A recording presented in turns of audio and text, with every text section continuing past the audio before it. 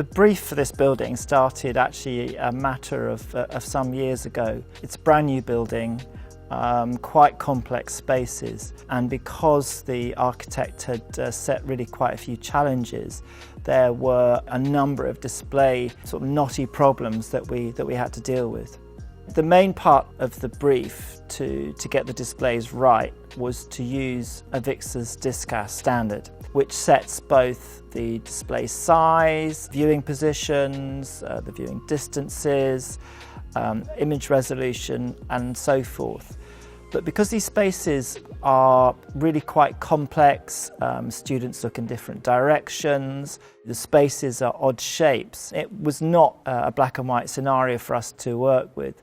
And in this space that we're in here, and there are two of these spaces which can also be turned into one larger space, where we've got 5 displays in each space, and they have to be able to work when the rooms are used singly and also opened out for larger events and conferences and so forth.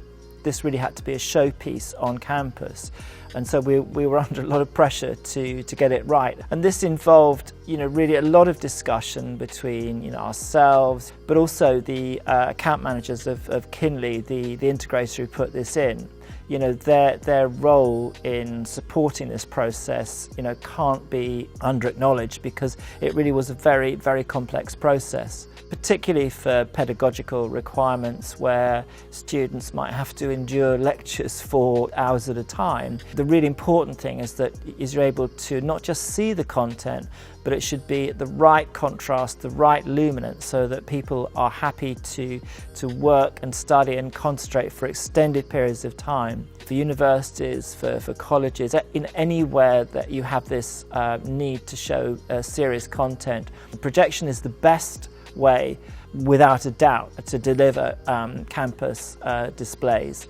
It's the lowest cost, and another part of this is just the environmental impact as well.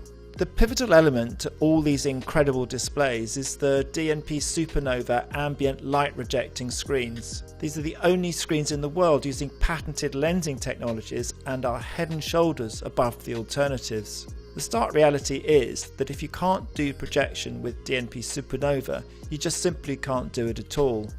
The project uses both primary DNP Supernova technologies, namely for both direct and ultra short throw projection.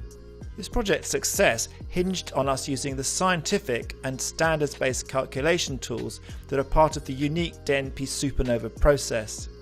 We calculate the screen needed, from that we then calculate the projector needed, and that's how a projection is done properly. In visual displays, we do all this for our partners.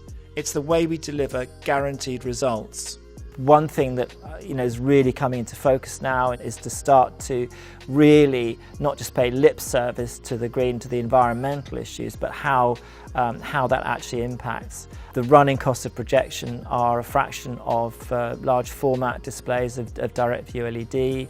These displays here are completely matte. They don't have any reflections at all. It just helps for the display to be restful on the eyes, so that people are able to engage with and look at a display for extended periods of time, and without fatigue and without eye strain.